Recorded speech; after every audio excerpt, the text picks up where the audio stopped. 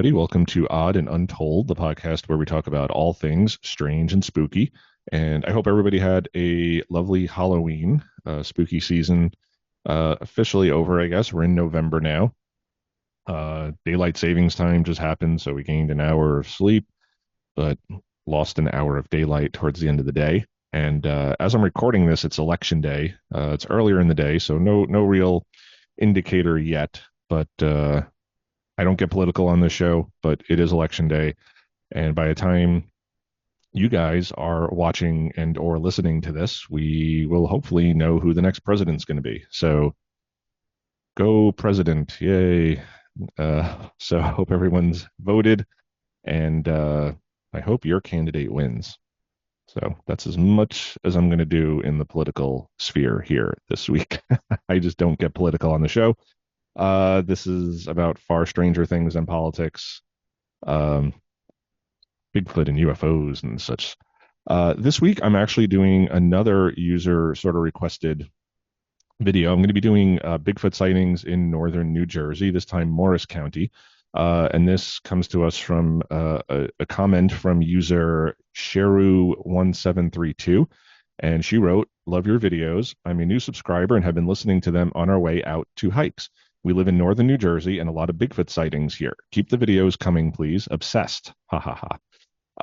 So I'm going to do some Bigfoot sightings from Morris, New Jersey. I've done a few other like Warren and Sussex in northern New Jersey, but Morris had 6 stories, and some of them are interconnected. So great stories, and I'm going to talk about those tonight. And again, thank you for everybody for tuning in. Thank you. Welcome to the new viewers. Thank you to everybody who's been following along for a long time. You guys know who you are. And with that all being said, let's move on to some Bigfoot sightings. Okay, so story number 1 from Morris County, New Jersey, from the BFRO website, as I get most of my stories. This happened April 15th of 2011. Location details: the Mahlon Dickerson Reservation in Jefferson Township. Nearest road is Weldon Road. And observed. On April 15th, 2011, my sons and I were camping at Mahlon Dickerson Reservation near Jefferson Township, New Jersey. The temperature was approximately 52 degrees and the day was overcast. At around 3 p.m., the 3 of us struck out from our campsite directly into the timber. There was no overgrowth and the trees were still bare. This is the reason we didn't take any of the marked trails in the area.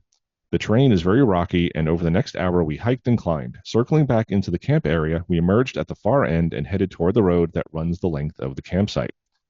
From our position on the road, immediately to our right would be the beginning of a 2-way trail. The lower trail heads off and skirts the bottom of the mountain, while the upper trail heads up it. As we got to the road, I looked over my right shoulder. Why I did this, I still do not know. In other words, there was no noise that I heard or any other reason I can think of that made me turn around. And just to pause there, we hear this a lot in Bigfoot stories too. It's almost just that feeling of being watched. Something sort of catches the witness's attention, and it's not a sound, it's not something they saw, it's not a smell, it's nothing sort of that we associate with like the 5 senses. It's just like, for some reason I did this. It's like an involuntary action that the witness feels they need to do. They need to turn around, or they need to look this way. Anyway, I thought that was interesting. They continue. There, at the beginning of the upper trail, was a tall, bulky black figure. It moved from right to left. Its arms were long and swung in large motions as it walked. The head was dome-shaped and very close to the shoulders. In fact, it seemed that it would have had to turn its entire body to look in any direction other than straight ahead. It walked out of sight rather quickly. Again, it's swinging its arms. This is not a bear. Cone-shaped head. Bears have like these ears, especially black bear, and that's all you're going to have in New Jersey is black bear. They're going to have the ears, so it's going to have a very distinct silhouette. You're going to be able to tell it's a bear. And it's saying there was no neck. It would have to turn its body. And we hear this a lot, the Patterson-Gimlin footage and just a lot of other stories where people say these things don't have a neck, and it has to kind of turn its whole upper torso to turn and look at something. So he continues. I was completely caught off guard when I saw it. My first thought was, why is this guy walking up the trail wearing black from head to toe? That's when it hit me that no one would. Sure, there are hikers and mountain bikers on the trails, but not at this time of year during a workday. In fact, we had spent the previous night here and were the only campers on the grounds. There had been no visitors to the grounds the entire day, save one woman who came to walk her small dog. The next thought that ran through my mind was how big it was. It did not appear to be exceptionally tall, not 8 feet tall anyway, but the sheer girth of the thing was impressive. It seemed to me that it could have wrestled a bear and easily won. I have to admit that it took me a few seconds to gather my wits once it had moved out of sight. Once I did, I told the boys to stay behind me, and we moved up to where I had seen it. Once we reached the area, I looked to the right where I had first seen it come into view and got another small surprise. I had thought it was walking along the upper trail when I first spotted it. However, that trail began where I had first seen it. The direction it came from was an off-trail wooded area. We did follow the trail for about 10 minutes, but I decided to abandon it and head back to camp when the kids got spooked. On the way back, I had my 12-year-old, 155-pound, 5'6" son stand at the top of the trail where I had first seen the thing, while I went back to my original spot where I first saw it. Whatever I saw that day was an easy 12 inches taller and 3 times bigger around than my son. Those are the facts. Now I have to add that my impression of this thing was one of curiosity. I've been having a feeling, not an overwhelming feeling, but a feeling nonetheless, that as we hiked off trail that day, we were being watched. As I said, that sort of feeling. I never felt threatened or perceived any danger, or I certainly would have moved my boys right out of there. It seems to me that it had been watching us, and once we had left its area and gotten back to ours, it was more than happy to move on its way.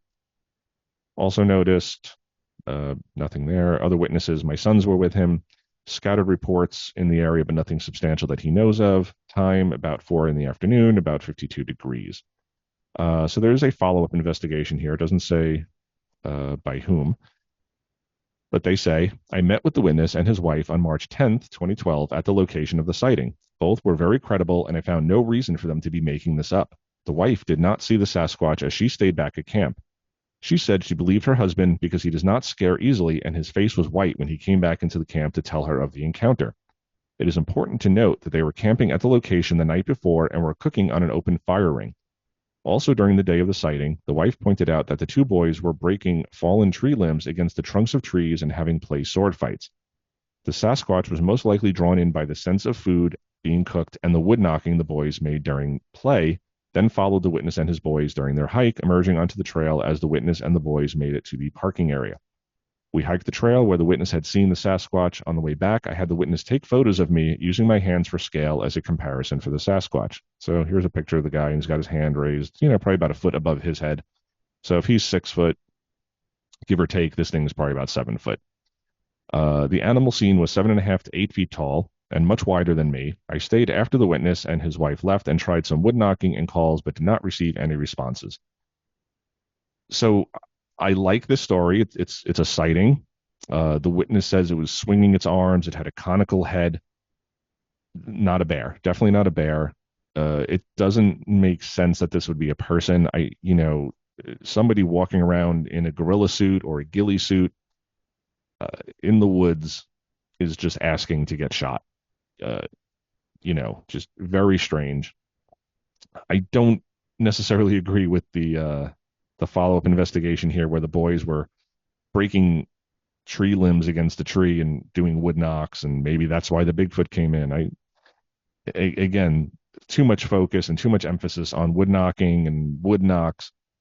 I would say it's more likely the food. It's more likely just people being there. If these things are primates, they're probably curious and they're going to come in regardless of the noise. It could be music. It could be laughter. It could be singing. It doesn't necessarily have to be the tree knocks. But again, there's this sort of overly focused attention on tree knocks that I don't like. But this does seem to be a credible report. I like that they tried to measure, about how big this thing was, and that he thought this was a person at first. He's clearly seeing a humanoid. It's not a bear. Again, most people know what bears look like. There are certain accounts where you can say there's not enough detail and it could have been a bear. But if you're seeing the arms swinging and the head, and you're thinking this is a person in a suit, like a hunter, just dressed all in black, you're seeing a humanoid figure. So thought that this was a cool story. Class A, definite sighting. It's not just tree knocks, which we're going to get to in a bit, but there's a reason I'm going to be talking about those. So let us move on to the tree knock stories. Okay, so the next two stories are two distinct stories, but they were so similar. I wanted to include both of them because I think this does show a pattern. And it's tree knocks, so I'm not overly impressed, but it is interesting that you have two similar stories in the same place. So let us get to the first tree knock story. This is possible wood knocks heard near Hibernia Bat Cave, Wildcat Ridge in Rockaway, and this happened October 18th of 2008. Morris County, nearest town is Rockaway, nearest road is Route 80. Observed. My wife and I were hiking at the Wildcat Ridge near Rockaway, New Jersey on Saturday, October 18th around 1 p.m. I work in the area and we decided to explore the trails. We were on the Black Trail near the Hibernia Bat Cave when we heard two wood knocks. We responded back with two knocks but heard nothing after. So that's interesting. A lot of people have been like, oh, I heard knocks coming back. So they didn't hear anything afterwards. The weather was a typical seasonal day with a clear sky. There were not many people on the trails that day, a family of three and a single hiker. They were not in the area when we heard the knocks, so we do not know if they heard them as well. We discovered your site and found another report from 2006 in the same area. So that's going to be the report I talked about after this. So 2 years apart, and you'll see how similar these reports are. Also noticed, we didn't hear or see anything to indicate the knocks were from construction in the area. Definitely was not a woodpecker and no noise from traffic. Other witnesses, just him and his wife. We were sitting on a log while looking around and resting. So they were hiking, they sat down, they hear these wood knocks. Other stories saw on this site a similar incident, which we'll get to. Timing conditions, 1 p.m., clear sky, rugged terrain, forested area. Follow-up investigation. Again, no name as to who did this, but he or she says, I spoke with both witnesses over the phone on October 29th, 2009. The following details can be added. I did visit the location twice shortly after the report was filed last year, but did not find or hear anything unusual. I spoke with a wildlife officer that works in the area and found out there is hunting for small game during this time of year. This raised the question if what was heard was wood knocks or gunfire. The individuals that filed the report are avid hikers and enjoy the outdoors. They have hiked many of the New Jersey state parks and wildlife management areas. As a result, they have heard gunfire in the past and are adamant that this was wood on wood and not gunfire. After speaking with the witnesses, I do believe they heard wood knocks near the Hibernia Bat Cave at Wildcat Ridge. This does not surprise me as I recorded what I believe to be the wood knocks of possibly 3 Sasquatch in the same area back in March of 2006. This report and link to hear the wood knocks I recorded can be accessed by clicking the link above for report 21977, which we're going to get to right after this. Again, I'm not really big on wood knocks. I appreciate them trying to debunk this as maybe gunshots, but gunshots are very different than wood knocks. Wood knocks are usually very sharp, and gunshots, unless you're very close, they're going to be a little bit more bassy and echoey, and anybody who spent time out in the woods can recognize what's wood falling out of a tree or acorns falling out of a tree versus gunshots versus other things, thunder. So there's that. But again, I want to link this to the other story because the only reason I'm dealing with wood knocks this week, because I don't like wood knocks, is because of the relation here. So let me get into the other story of wood knocks from the same area. Okay, so possible wood knock interaction at Wildcat Ridge near Rockaway. So just like the other one, but 2 years earlier, March 11th, 2006. Wildcat Ridge, nearest town is Marcella, Hibernia, Rockaway. Nearest road was Upper Hibernia Road. And he says, my wife and I were hiking at Wildcat Ridge Wildlife Management Area in northwestern New Jersey on the afternoon of March 11th, 2006. We were heading towards the Hawk Lookout when I began to hear what sounded like wood knocks coming from behind us to the east. I decided to knock back to see what would happen. I had my Panasonic digital IC recorder model RR-US360 with me. I knocked while my wife recorded. This happened at approximately 1:30 p.m. in the afternoon. So the other one was around 1. This is around 1:30. Same area. Same basic time of year. So very interesting. I have been hiking this area for a few months now and have come across some interesting stick structures. I later found out from a neighbor that lived in the area his entire life that there are caves and mines on the side where the knocks were coming from. Could it be Sasquatch? I do not know for sure, but I cannot think of anything else making these wood knocks and stick structures. I have come across some interesting stick structures in the area. He says also noticed 12/5/2007. I forgot to mention that I heard what sounded like a tree crashing to the ground or a large tree limb breaking off a tree prior to recording the wood knocks. Other witnesses, his wife. Other stories, no. Time and conditions, approximately 1:30 p.m. Partly cloudy, relatively warm for this time of year, in the low to mid 60s. Mostly deciduous forest with some conifers, a beaver pond, a stream, Split Rock Reservoir, Barney State Park are nearby. The overall area is very wooded with many lakes and streams.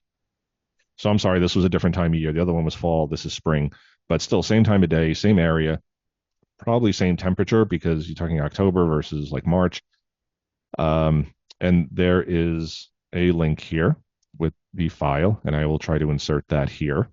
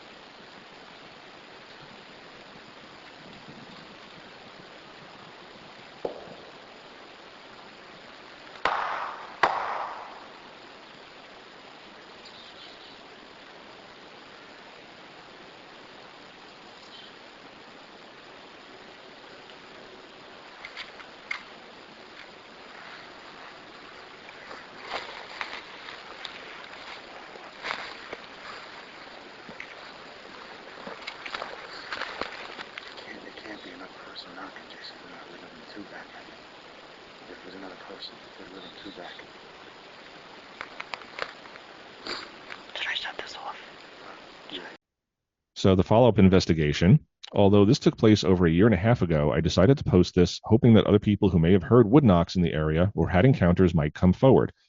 And I think that's why a lot of people will post these. They do it anonymously, but they want their story out. One, because they want to get it off their chest, and two, they feel it can help other people who've experienced these things to know that they're not alone.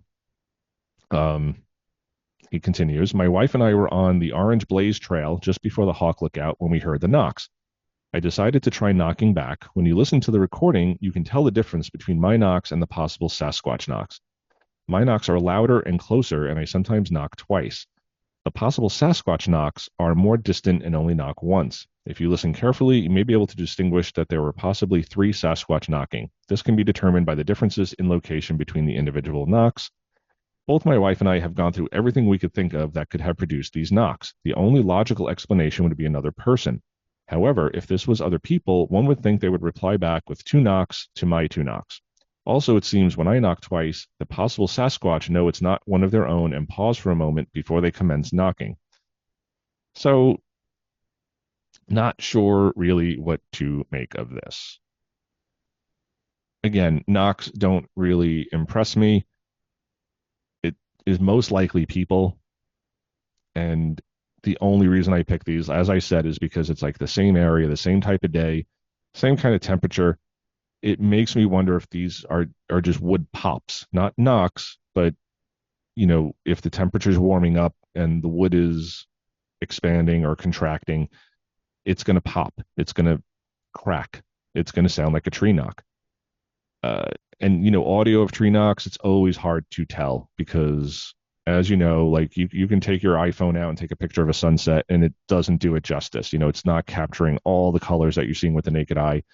Same thing with hearing. If you're not out there with real professional equipment, it's not picking up what you're hearing in your ear. So it's hard for an objective observer to listen to these recordings and say, oh, that's definitely a tree knock.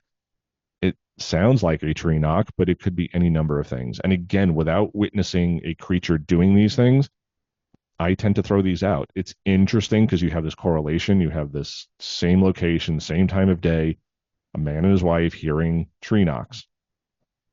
It's interesting, but I don't think it's proof of anything.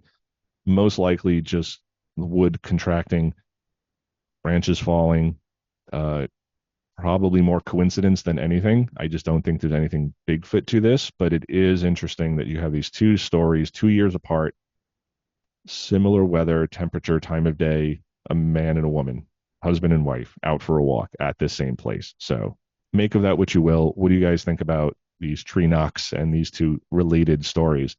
I just thought they were pretty interesting. So let us move on. Okay, so story number 4. These are vocalizations. Again, things I'm not overly impressed with, but you're going to see another familiar name here. Split Rock Reservoir Dam. Man recalls incident during childhood, possible vocalizations near the reservoir dam. So I don't know what to make of it, but these things keep seeming to happen in the same spot. So let us take a look at this case. This is from May of 1983. Location was near the Split Rock Reservoir Dam. Nearest town, Rockaway Township. Nearest road, Split Rock Road. Observed. It was a warm May evening. 3 high school friends and myself went up to Split Rock Reservoir one Friday night to hang out. We pulled off to a small parking area just south of the reservoir dam. We all got out of the car, and as we were sitting around the car just talking, we all heard a loud sound, like a howl. Then we heard some large noises like something was shaking or moving branches. We all looked at each other and jumped back in the car as quickly as we possibly could and drove off. Until recently, I haven't given this incident much thought, but after reading some of the accounts listed on this website from this area of New Jersey, I've become aware that this could have been a similar creature described in those other documented accounts. Other witnesses, 4 high school friends between 17 and 18 years old. So these aren't kids, maybe not the best witnesses. I don't know if they were, drinking or smoking, but that doesn't lead to hallucinations. So they definitely heard something. They were sitting on the hood of the car, just talking and laughing. Other stories, Split Rock Reservoir is located in the northwest corner of Morris County. It is very close to Sussex, where I've just read about some other written accounts, and I did an episode on Sussex County. I will link to that in the description below. The reservoir is to this day a very large area that is desolate, protected by state, and underdeveloped. Time and conditions around 8 or 9 p.m. a heavily wooded forest area. Split Rock Reservoir is a state protected watershed area. So this one's interesting because they hear a howl and then they hear large noises like something was shaking or moving branches. And this reminds me of Les Stroud's account in Alaska where he said something seemed to be like shaking a tree. Um, so shaking or moving the branches. So it was big. And they hear this howl. So let us take a look at the follow-up investigation.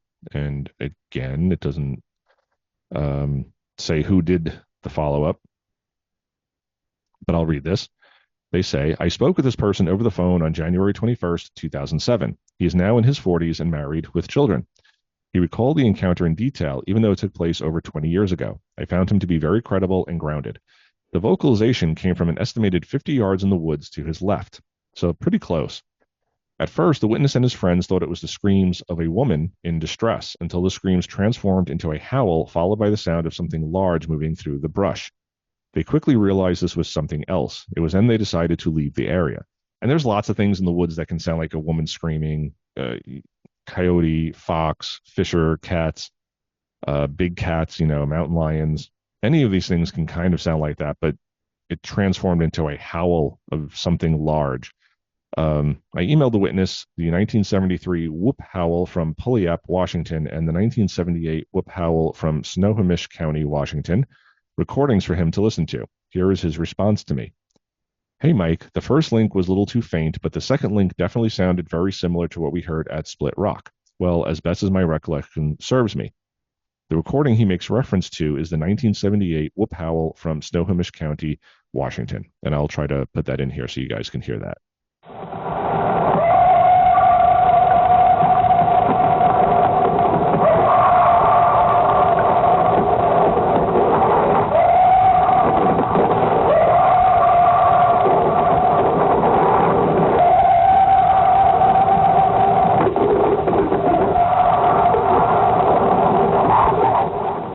The Split Rock Reservoir area of New Jersey is very wooded with mainly deciduous hardwoods, some conifers, and very small lakes and streams. The wooded section of Morris County connects with both Sussex and Passaic counties. This location is roughly 31 miles south of the Passaic County area in which a similar type of vocalization was heard 17 years later in report number 16248. And I will tackle that maybe in another northern New Jersey episode when I do Passaic County. As a note, Split Rock Reservoir is also located in the same town and very close to the Class B report 6186, which I'm also going to get to in this episode. Also note there are quite a few reports of a screaming animal commonly heard in the Garden State. Reference the following reports, which make mention of this. And I'm going to link to all of these individual stories in the comments below.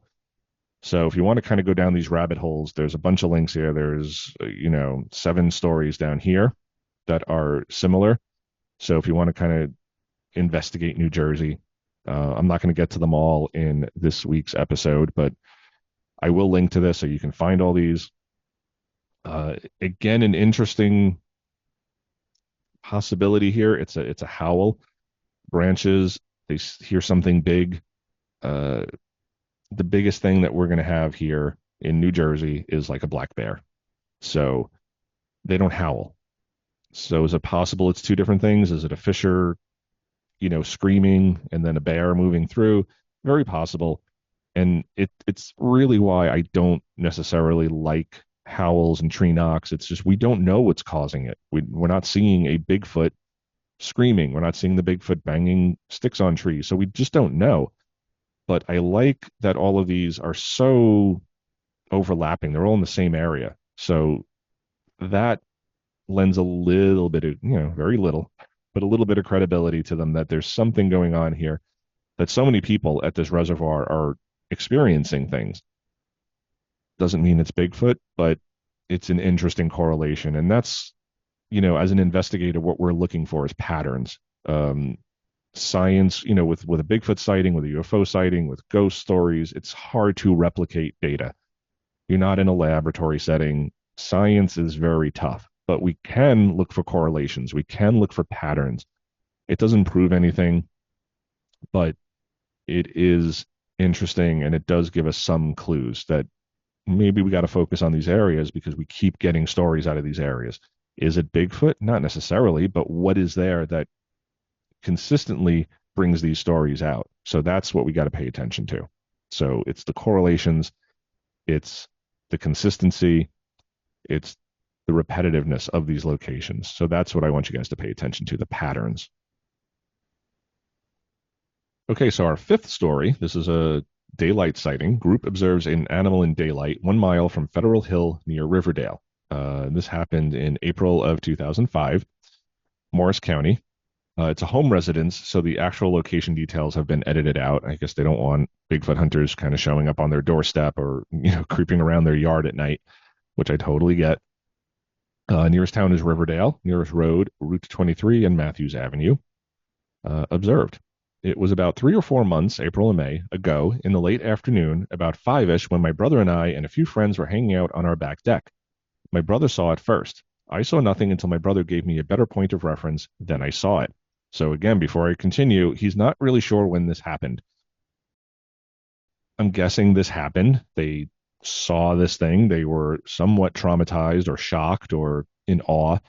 And you're deciding months later now that you want to tell the story, and it might just be hard to pinpoint when you were there. I mean, there's certain things in our lives where you're like, oh, I went to Disney World and it was definitely April 13th, and you can pinpoint that. Other times, if you're just kind of hanging out on your back deck, you're not going to necessarily remember what night it was or which month it was. It's just like one of those times you were hanging out on the back deck. So they continue. It was sitting on a large rock on the hillside, a gray ape-like creature. My brother went and grabbed his BB gun. Not that that's not going to do anything. He took a shot in the general direction of it. It was seated in profile and turned its body to look at us. It then got up and climbed a large rock face about 6 to 10 feet high behind it. It was climbing hand over hand like a man or an ape would. So again, not a bear. Bear's not going to go up like a sheer rock face. Once it reached the top, it walked off over the ridge and out of sight. It walked with a bit of a hunch, not completely upright like a man, but not like any other animal I've ever seen. It was no bear nor a coyote. So a coyote's not going to go up on 2 legs. Bear, as I've said ad nauseum on the show, because skeptics just seem to love throwing the bear thing out there.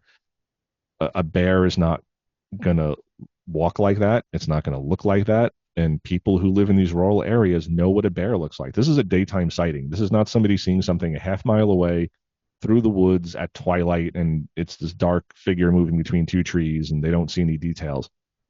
He's saying this looks like an ape-like creature. It's not a bear. It's sitting on a rock. A bear's not going to just sit on a rock in profile like a human being. It's just weird. He's saying it walked with a hunch. Again, when a bear stands up, it's usually straight up. It doesn't hunch over. It'll stand up, do its intimidation tactic, and then back down to all fours. So this is interesting. A little bit of interesting detail here. Other witnesses, about 2 or 3, not including my brother or myself. So again, probably forgets how many people were there, who was there exactly.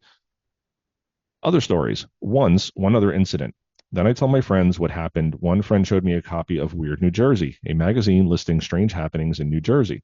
There was a story about a fisherman who saw a hairy creature while fishing in the Pequannock River in Riverdale, which is less than a mile from my house. So again, you have another sighting very close by. It's not like, oh yeah, it was 50 miles away, and less than a mile. So you have this correlation. You have this pattern. Timing conditions. It was late afternoon, around 5-ish. It was a calm, clear day. And this is in April. So 5 o'clock, it's still daylight. Like you're going to be able to see pretty well.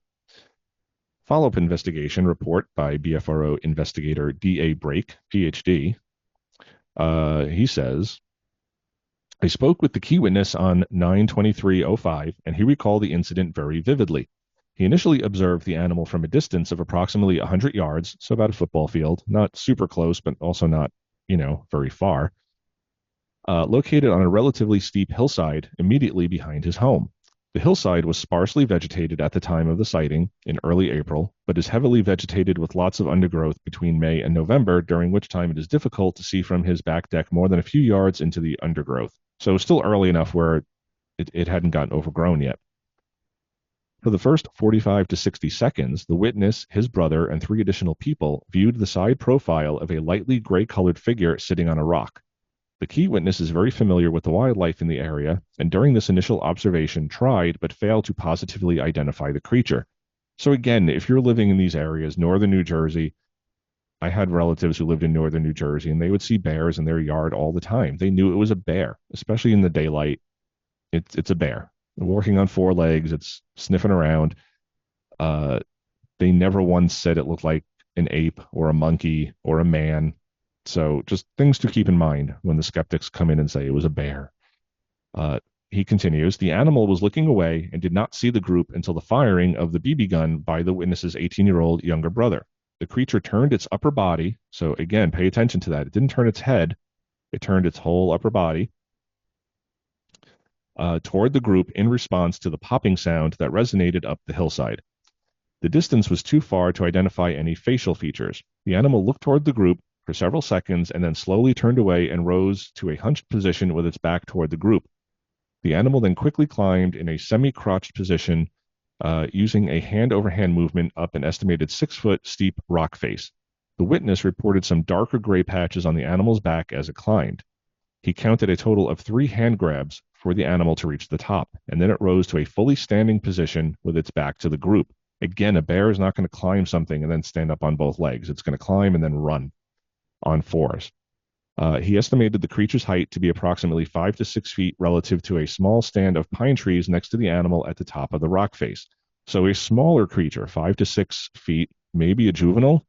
Maybe that's why it was kind of just hanging out there, not really trying to hide itself, just not experienced. Who knows? The witness estimated the animal's weight at 180 to 200 pounds with a thick midsection and upper torso. The witness and group then viewed the creature for another approximately 45 seconds as it slowly walked away in a continuous bipedal position up a gentle hillside and over a ridgeline. So again, it's not a bear. It's walking on 2 legs. Is this a man in a costume?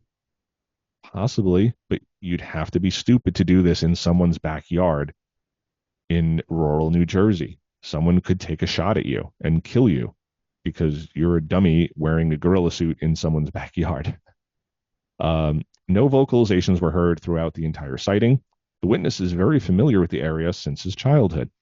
Although his home is located only 1 mile from a major state highway on the border between Morris and Passaic County, it is located at the extreme southeast corner of a large mountainous tract of relatively undeveloped land that runs from southeast through northwest Passaic County into New York.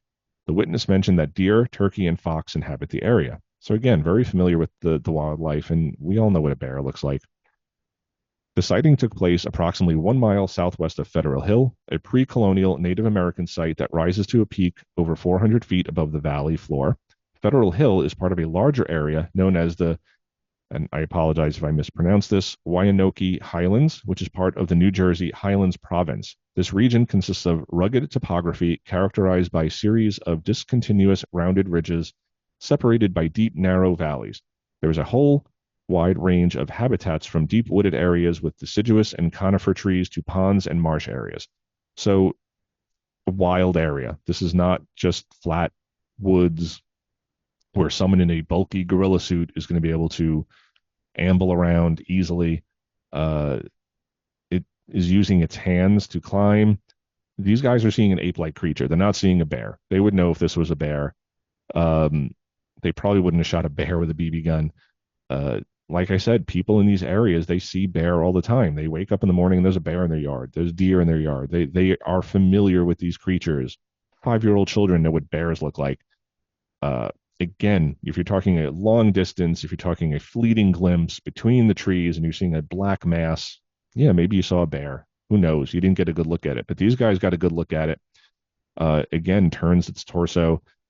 It gets to the top of this hill that it climbed up and then walks away slowly on 2 legs. Bears are not going to do that. If this thing is trying to run from these guys, it's going to do so down on all fours and it's going to move quickly. It's not going to slowly saunter away on 2 legs.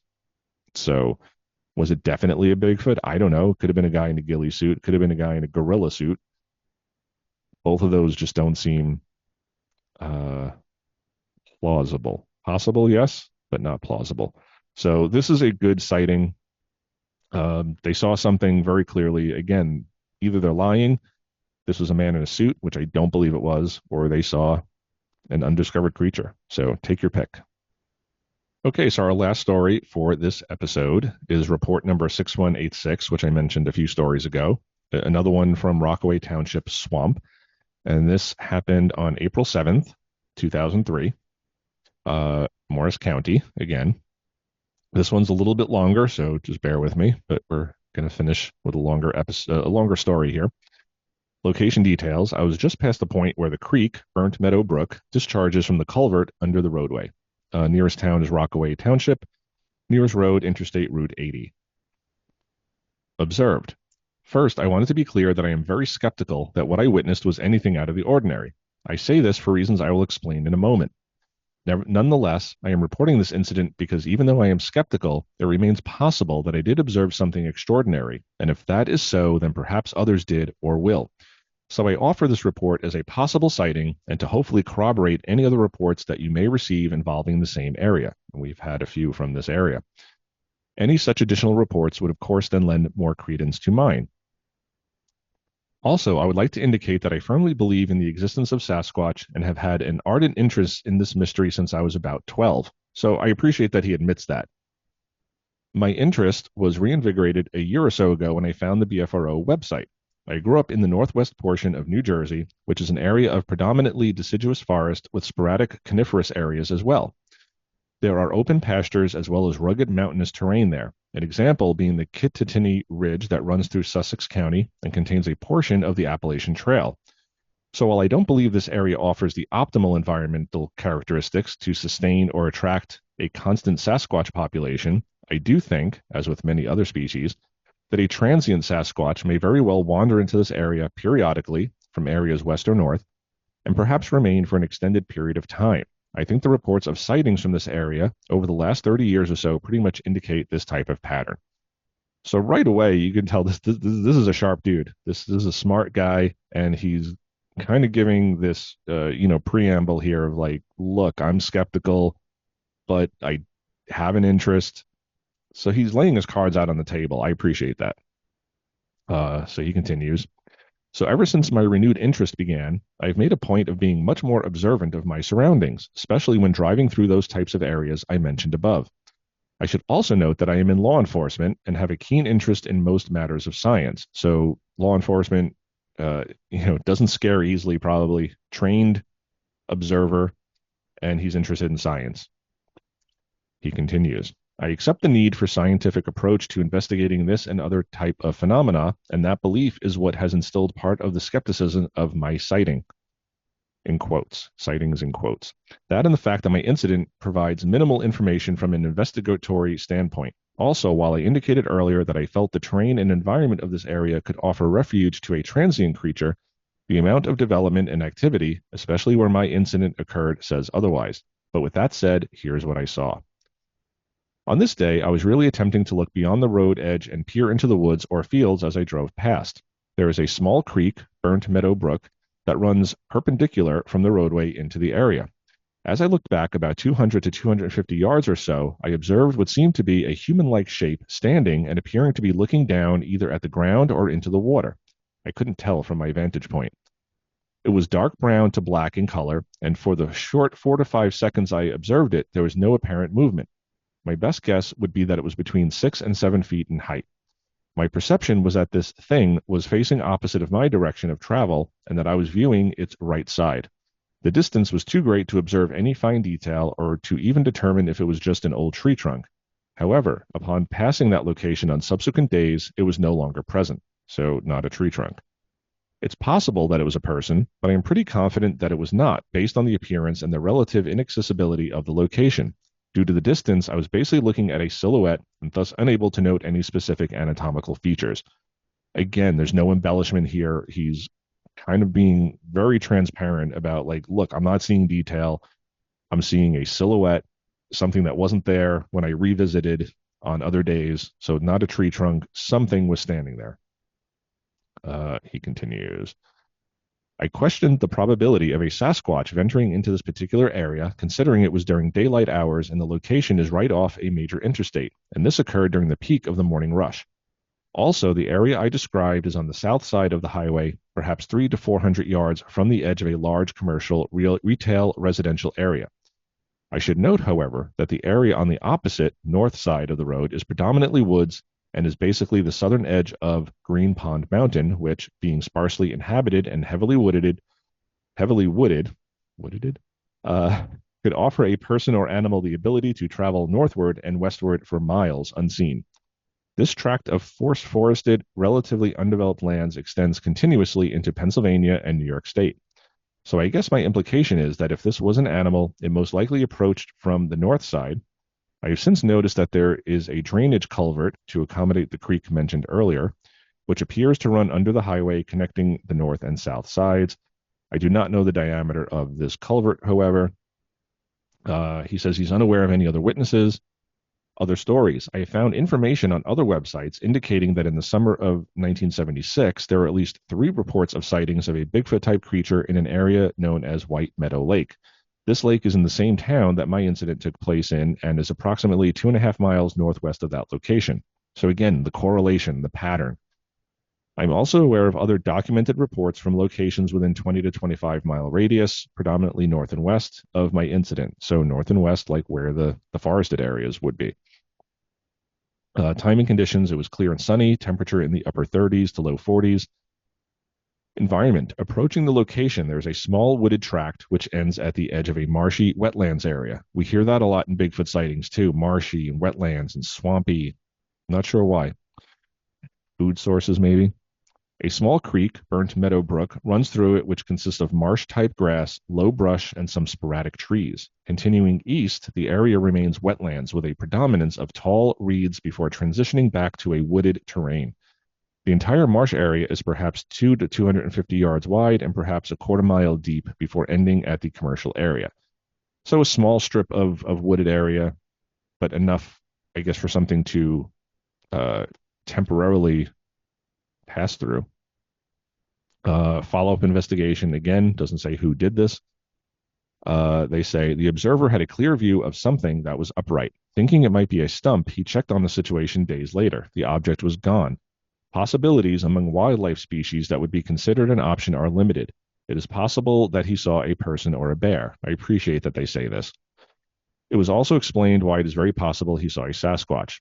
The report is listed to allow for anyone else who may have further information to compare notes and contact the BFRO. So could this have been a bear or a person? I'm going to say yes. And I hate the bear comparison, but this is a good example of why a bear could be mistaken for a Bigfoot. It's a fleeting glimpse. He's saying 4 to 5 seconds. There was a distance, 200 to 250 yards. He's driving, so he's moving. His perceptions can be off a little bit. This could have been a person. Again, when you're that far away, the details start to fade. And depending on how the light is, he's seeing a silhouette. He's not really seeing color. He's just seeing black, dark brown, black. He admits he can't see the details. He can't see the face. He's seeing this in profile. It's a silhouette. He even says silhouette. So this one, interesting, just because it correlates to a lot of the other stories here. But at the same time, it's not a great sighting. He doesn't get a good look at it. Again, fleeting sighting. The distance that he's driving, his attention is going to be on other things. He's going to try to, stay on the road and not crash. So he's seeing this fleetingly. It could have been a person. It could have been a bear. And he's not seeing it move. So when someone says they see this creature and it's walking for 50 yards on 2 legs, it's not a bear. Bears don't do that. Something just standing and being immobile, just not moving, it could be a bear. So interesting, but I appreciate that he is fully transparent about that he's not saying that this was anything out of the ordinary necessarily. He's skeptical. He's reporting it just to kind of add that data because maybe someone else would come forward and say, I saw something that same day or the day before or the day after on that same road. And maybe that person has more detail and never thought of posting their story or telling their story until they see this guy's story and they want to come forward and add more context and more detail. So I really appreciate this story because while it's not the best sighting in the world, I think this is a very smart guy And I appreciate his skepticism. I appreciate that he leaves a lot of room for like this was, and even the follow up investigator, probably a human or a bear, because there's just not enough to say that this was a Bigfoot or that this was even strange. It just could have been a person, could have been a bear. So really like this one. I think it's a good one to end on, just to demonstrate why skepticism and critical thinking are important. You need to really look at these details, and the devil is in the details. You got to say, was this a good sighting? He saw something. 250 yards is a long distance. 50 yards is not that long of a distance. So, two very similar sightings, just the distance alone can make or break that story. And then you throw in the duration of it. Did I see this thing for 45 seconds or 5 seconds? Big difference. Did I see this thing because I was standing on my back deck, or did I see this thing because I was driving down a road and I'm, multitasking here? So my attention is not fully focused on this thing. A lot of things to worry about, lots of things to consider. And that's really what I want you guys as the audience to take away from my retelling of these stories, because it doesn't mean I don't believe. It doesn't mean I fully believe. It's just, I think when you hear these things, you have to use critical thinking. You have to use your brain. And it doesn't mean you're discrediting the witness. It doesn't mean you don't believe them. It doesn't mean you're making fun of them. It's just, let's take everything as a whole and then decide how credible this story is. This is a cool story, but I'm going to say this is a person or a bear. Most likely a person. What do you guys think? Let me know in the comments below. Okay, so that wraps up yet another Northern New Jersey Bigfoot sightings episode. And I think there's some pretty cool stories in here. There's some very clear sightings, and then there's some wood knocks and howls and other things that are interesting because of where they took place and how similar they were. But that doesn't mean Bigfoot. It could be some other phenomenon that we just don't know yet. So things to keep in mind. And I just really want you guys to stay critical, use your brains. It doesn't mean you don't have to believe in Bigfoot. I believe in Bigfoot, but I debunk a lot of this stuff because I think it's only when you get rid of the stuff that can't be Bigfoot, it's then when you're left with like the really interesting stories. You get rid of the other stuff where it might be a bear, it might be a person, it's just a tree knock. Get rid of all that noise, and then what you're left with are the really good stories. But I think it's important that people hear all of these stories just so they know and start learning how to approach these and how to debunk and how to think critically with each story, and then let the facts lead you to, did these guys see something, or was this really not a great story? But I think these are all good stories as far as that purpose, educating people and learning how to just be skeptical and critically think. So I'm going to wrap it up here, guys. Hopefully next week I have a very cool episode. I'm hoping to have Josh back on. We're going to do hopefully another paranormal campfire, if I can get away. And if you're watching this, I already know, and I will either be on my way into the woods or not. And that depends on a lot of factors in my personal life, but fingers crossed that I get out there, and there might be a little surprise in that episode. So be sure to watch next week. But until then, everybody, enjoy these stories of Bigfoot in New Jersey. If you have stories you want to alert me to, if you have a personal story you want to tell me, if there's a local legend you want me to cover on here, if you just want to talk to me, shoot me an email, jason@oddanduntold.com. Of course, you can always leave comments on the podcast or on the YouTube videos, but if you don't want your comments seen or your story known, you can just email me, and happy to have a discussion with you. But you're always free to comment on the videos. I love the comments. I love the back and forth that we all have.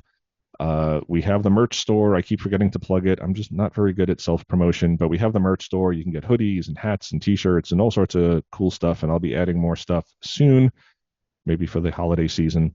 So be sure to check that out. And until next time, everybody, like I said, question everything. Got to question these stories. It doesn't mean that we're calling these witnesses liars or that they're trying to deceive us. It's just we need to question everything just to eliminate things and to say, could it have been this? Could it have been that? Could have you been mistaken? You got to question everything. But therein when you've questioned everything and you've ruled out any normal, rational explanation, then what you're left with is truly odd. But now told because I've told them on this show. So see you guys next week. Rock and roll, everybody.